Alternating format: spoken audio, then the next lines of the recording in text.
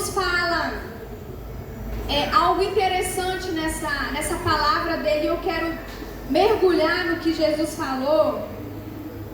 Voltando lá para João 14, ele fala assim, né?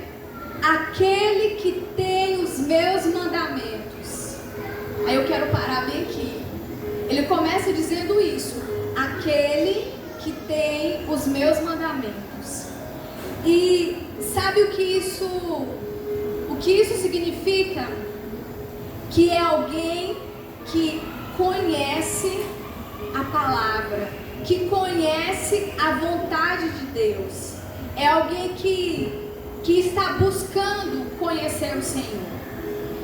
E lá em Oséias no capítulo 6, versículo 3, diz assim: conheçamos e prossigamos em conhecer o Senhor. Irmãos, o desejo de Deus e o chamado de Deus é esse: que a gente conheça. Naquele dia, que um dia você ouviu o Evangelho e você falou: eu quero ser filho de Deus. Eu lembro muito bem o dia que eu tomei essa decisão, né, que eu ouvi a palavra e entendi que havia algo além dessa vida. E eu falei: sim, Jesus, eu quero. E aquele é o primeiro conhecimento que a gente tem. Só que a Bíblia fala assim: prossiga, conhecer e prosseguir em conhecer. Isso é um mandamento. E esse prosseguir em conhecer é quando a gente vai começar a ver Deus como um Pai, a ver Deus como alguém perto. Porque eu lembro muito bem, eu via Deus como alguém muito longe. E aí a gente começa a ler a palavra e a ver que Ele está perto. E Ele é um Deus de relacionamento. E que as coisas que estão escritas, histórias, coisas que Deus fez na vida dos personagens bíblicos, é uma realidade que pode se cumprir na nossa própria vida. Esse prosseguir é o que Deus quer de nós. É conhecer a Ele, os seus mandamentos, e prosseguir em conhecer. E no mesmo livro de Oséias, um pouquinho antes, agora no capítulo 4, versículo 6, diz assim: o meu povo está sofrendo, está sendo destruído. Em algumas versões fala: o meu povo perece, porque lhes falta o conhecimento. O conhecimento da palavra, dos mandamentos de Deus e do próprio Deus. Está escrito: se a gente não conhece, a gente perece. E é por isso que lá na frente Oséias, né, escreve: conheçam e prossigam em conhecer, porque quanto mais vocês conhecerem, mais vocês terão revelação de quem vocês são nele, e acontece uma troca. A gente começa a amar Deus mais, a gente começa a admirar o Senhor mais, e o Senhor vai se alegrando na nossa vida, porque nós, como Jesus falou, aquele que tem, nós temos que ter os mandamentos de Deus em nós. O que ele diz é aquele que tem.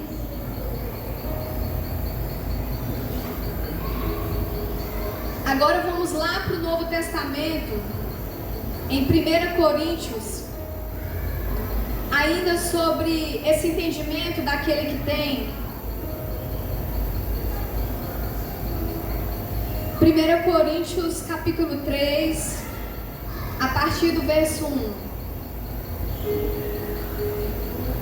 diz assim: eu, porém, irmãos, não pude falar a vocês como a pessoas espirituais, e sim como a pessoas carnais, como a crianças em Cristo. Eu lhes dei leite para beber, não pude alimentar-vos com comida sólida, porque vocês ainda não podiam suportar. Irmãos, Paulo, ele foi um homem que teve um chamado especial de Deus. E ele diz que ele recebeu o evangelho do próprio Jesus. Paulo, ele não caminhou com Jesus aqui na terra. Ele não foi um dos 12 que estava ali perto. Mas ele diz que o próprio Jesus fez dele um apóstolo. E nós sabemos como é que Jesus chamou Paulo. E os teólogos, eles têm esse consenso de que Paulo, ele foi até o terceiro céu.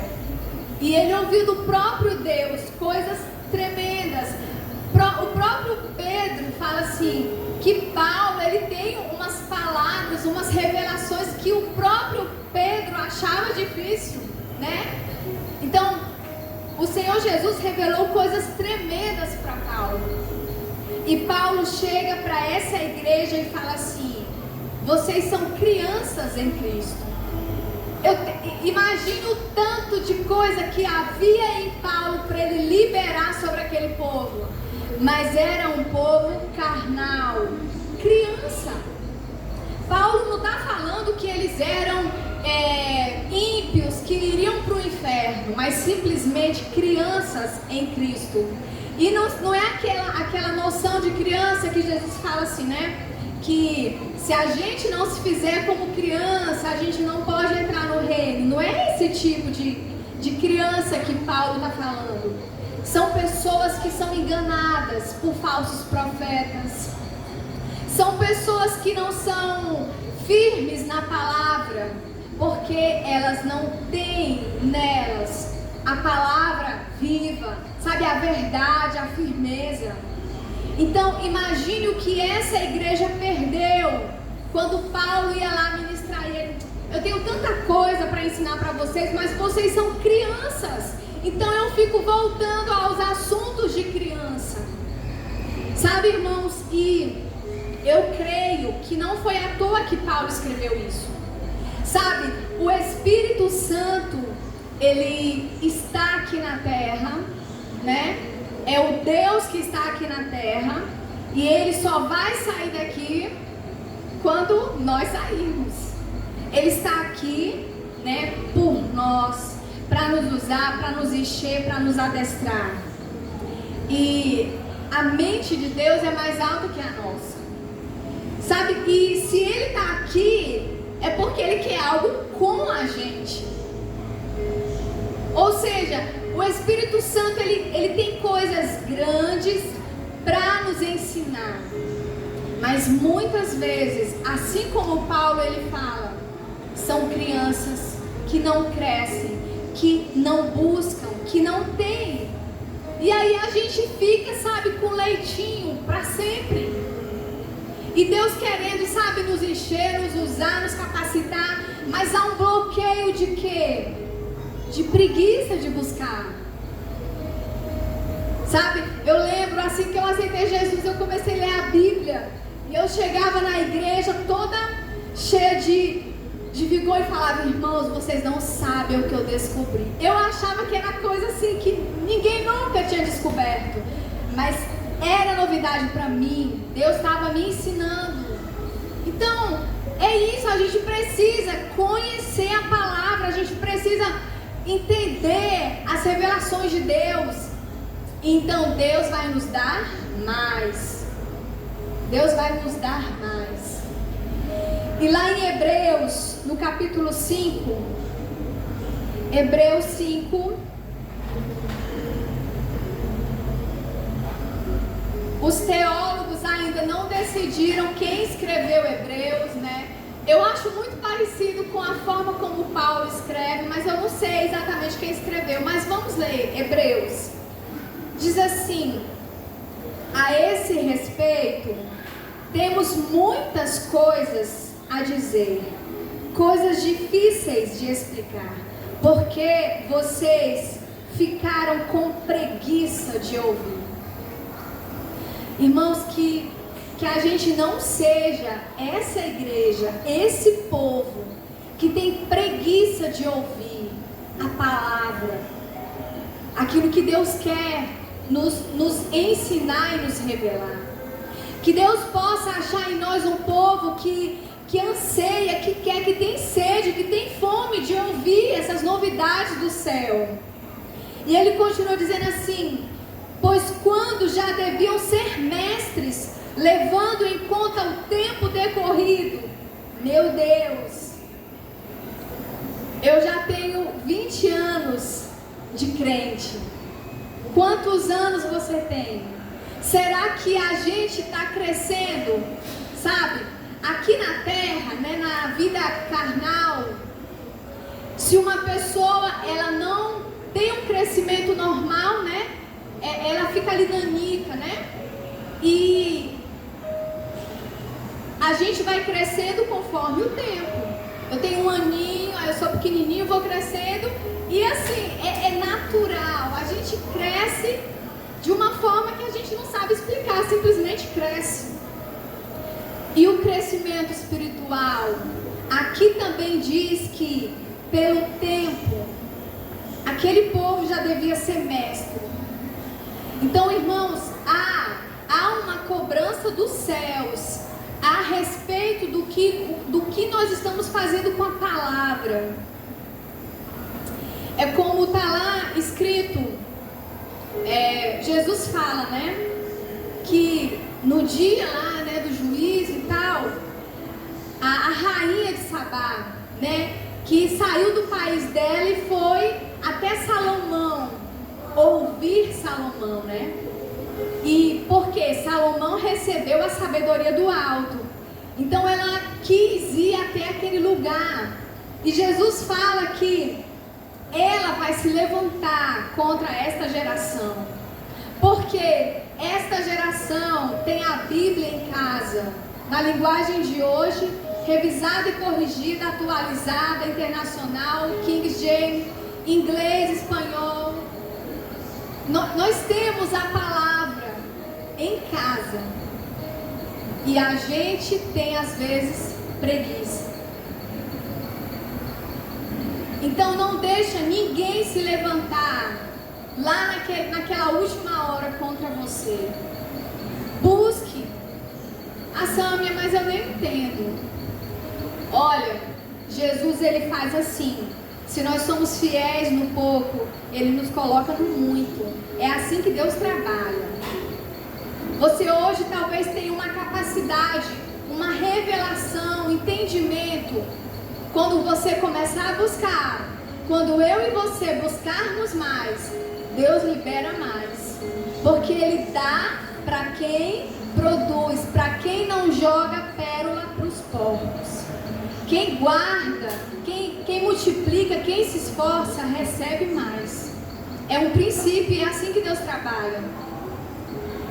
E continuando aqui, diz assim: vocês têm novamente necessidade de alguém que lhes ensine quais são os princípios alimentares dos oráculos de Deus. Passaram a ter necessidade de leite e não de alimento sólido. Ora, todo aquele que se alimenta de leite é inexperiente na palavra da justiça, porque é criança. Mas o alimento sólido é para os adultos, para aqueles que pela prática têm as suas faculdades exercidas. Isso aqui é interessante, pela prática. Ou seja, eu não estou entendendo, mas eu vou ler, eu vou praticar a leitura, eu vou buscar.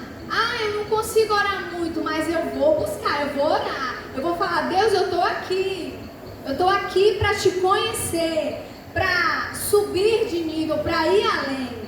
E aí, a Bíblia nos garante que a gente vai romper nessa busca, para discernir não somente o bem, mas também o mal. Então, irmãos, há um convite de Deus, sabe? Há um convite de Deus para nós. E uma das chaves para uma congregação crescer é quando ela amadurece. Aí Deus começa a mandar pessoas para que ela possa alimentar. Mas se todo mundo for criança, criança cuida de criança? Não. Então a gente tem que virar adulto para Deus mandar as crianças. E aí os adultos vão cuidando das crianças e as crianças vão crescendo. E Deus manda mais. Então, o chamado do Senhor para nós é: cresça, né? Busquem. E Jesus fala: aquele que tem os meus mandamentos. Que nós sejamos esse povo. Agora o Senhor também, Ele completa essa frase. Ele fala assim: aquele que tem os meus mandamentos e os guarda. É aquela questão, né? A gente tem que buscar o conhecimento, a gente tem que se aprofundar, mas também a gente precisa guardar e viver naquilo que a gente conhece.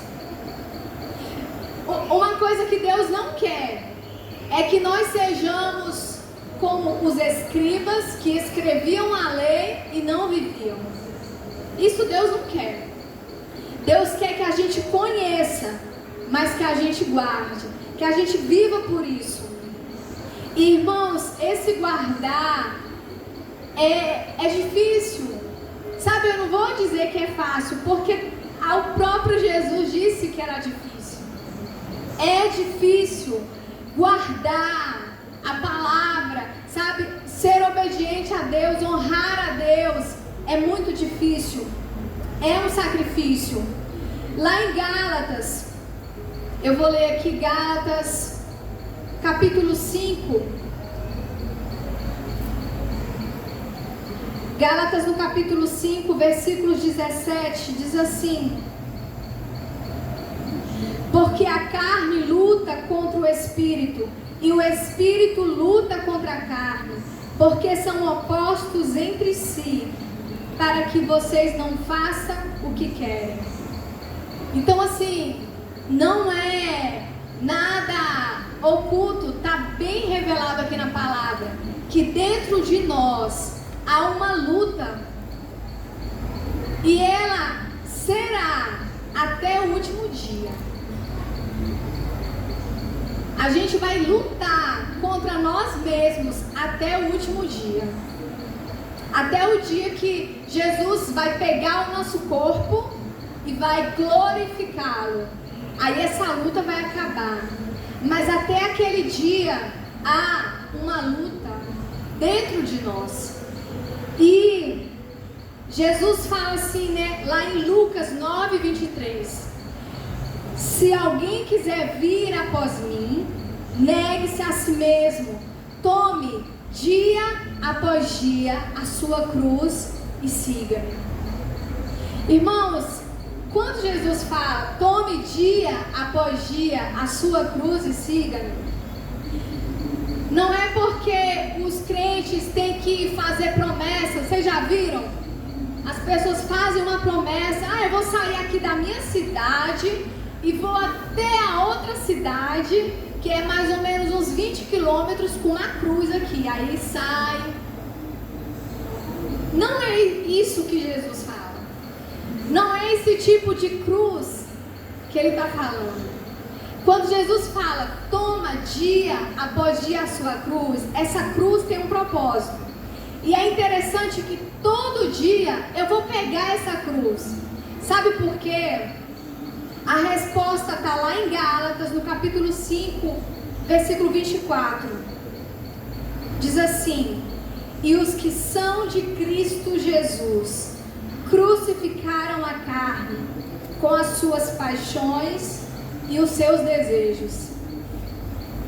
Ou seja, Jesus fala assim: olha, toma todo dia a tua cruz. E Paulo chega e traz a revelação complementando.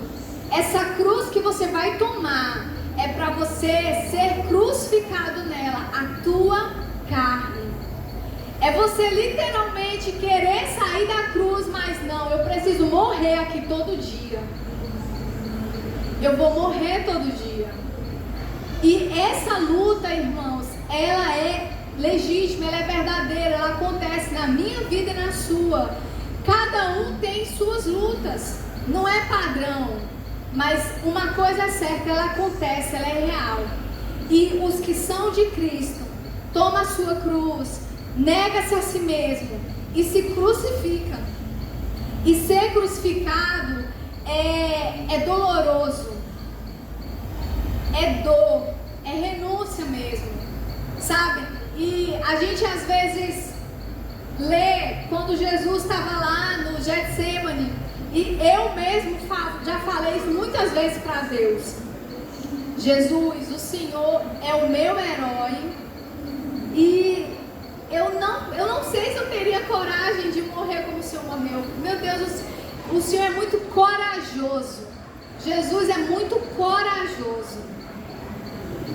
Ele, como Deus, é maravilhoso, e como homem, ele foi muito corajoso. E graças a Deus ele não desistiu, né? Ele foi até o fim, ele falou: eu vou até o fim.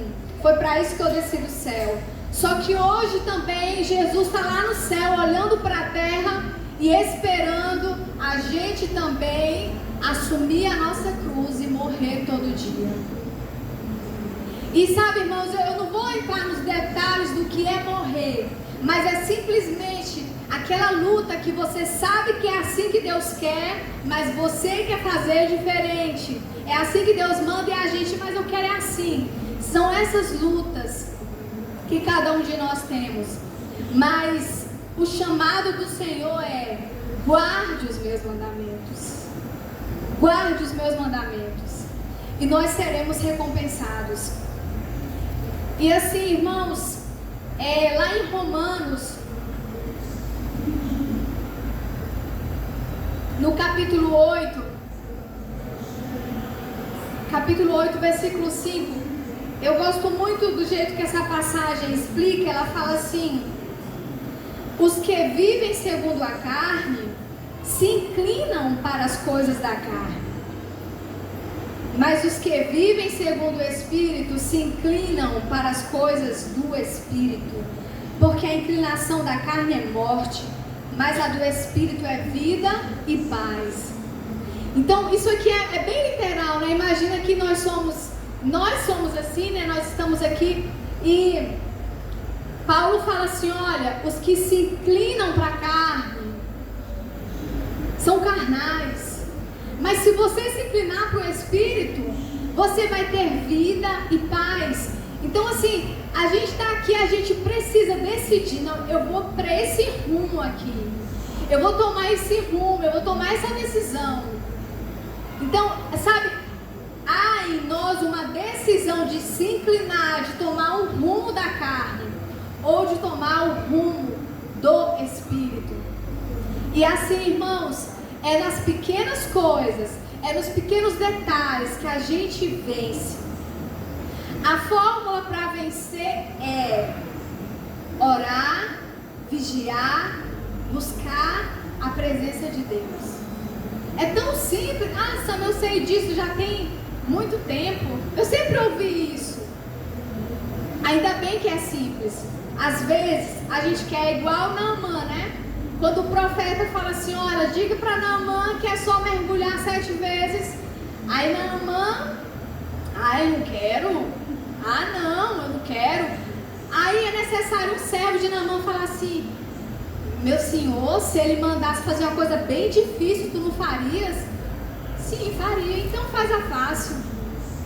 E sabe, irmãos, a gente tem que entender que qualquer pessoa pode orar, qualquer pessoa pode ouvir a palavra de Deus.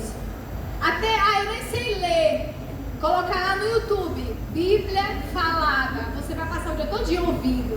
Então assim, não há desculpa. Todos nós podemos entrar na presença de Deus e falar com Ele. Ele é acessível. E está aí a chave da nossa vitória, né? É a presença de Deus que se tem quando se busca. É a palavra, o entendimento e revelação que Ele dá quando nós buscamos. E para finalizar aqui, eu quero dizer algo que Paulo falou aqui em Romanos 8. Versículo 18: o homem que foi até o terceiro céu e viu coisas que ele mesmo fala assim, essas coisas são indizíveis. Não tem como eu falar para vocês, porque elas são maravilhosas demais. Está acima de tudo que você pode compreender como maravilhoso.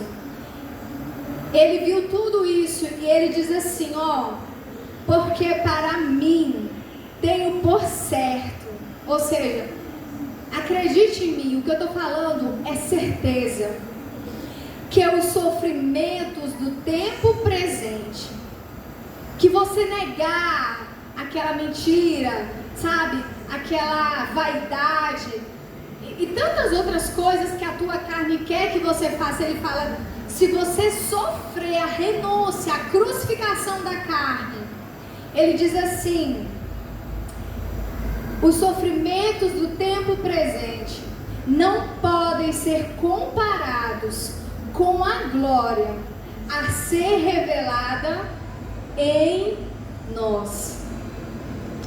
E ele termina esse versículo de uma forma muito maravilhosa, porque não é a glória que vai ser revelada para nós, aos nossos olhos. Não é chegar lá no céu e falar, meu Deus, que coisa maravilhosa. Não, ele fala assim, olha, é você, a glória que vai ser revelada em você, em mim e em você. É uma coisa extraordinária.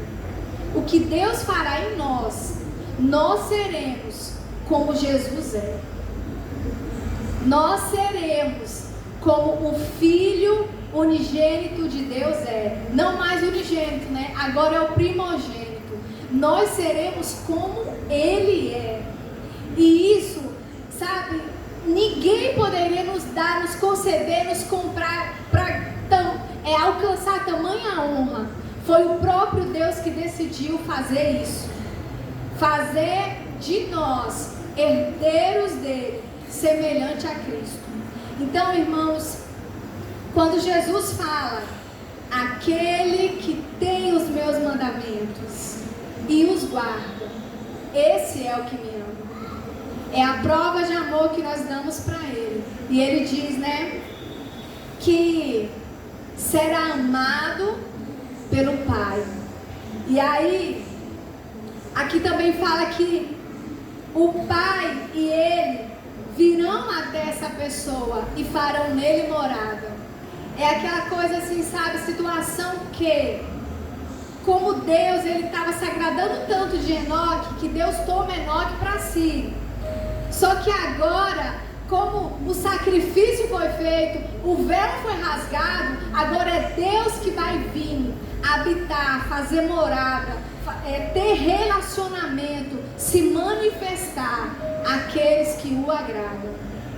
Deus não vai mais arrebatar as pessoas, o próprio Deus vai vir e vai fazer morada e vai se manifestar a essas pessoas, para que essas pessoas se manifestem a esse mundo, assim como Jesus diz. E Jesus disse assim, olha, vocês farão obras maiores do que as que eu tenho feito. E essas obras acontecem quando nós temos os mandamentos, guardamos. E então o Senhor tem toda a liberdade e prazer em nos usar.